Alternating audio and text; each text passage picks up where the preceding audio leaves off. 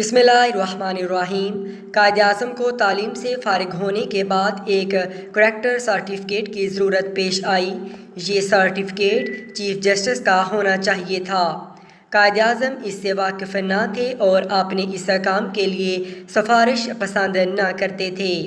قائد اعظم نفاست پسند تو تھے ہی، ایک دن چھپا ہوا کریکٹر سرٹیفکیٹ جیب میں رکھ کر تنہا ہی چیف جسٹس کے پاس پہنچ گئے اور اس سے اچانک سوال کر دیا، جناب جسٹس، میں آپ کو کس قسم کا انسان نظر آتا ہوں؟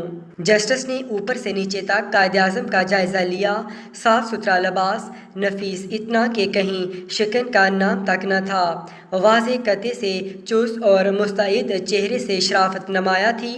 جسٹس اس سے بے باک نوجوان سے متاثر ہوا اور جواب دیا، انتہائی شریف انسان۔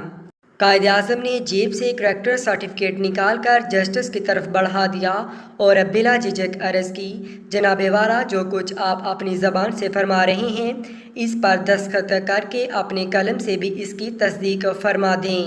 جسٹس بے باک نوجوان کی ذہانت کے آگے بے بس ہو گیا اور خاموشی سے دستخط کر دیے۔ جسٹس انگریز تھا۔ اس نے اسی دن یہ اندازہ لگا لیا کہ اس نوجوان میں سحرانہ ذہانت اور کشش پائی جاتی ہے اور اس سے غیر معمولی کارنامے انجام پائیں گے۔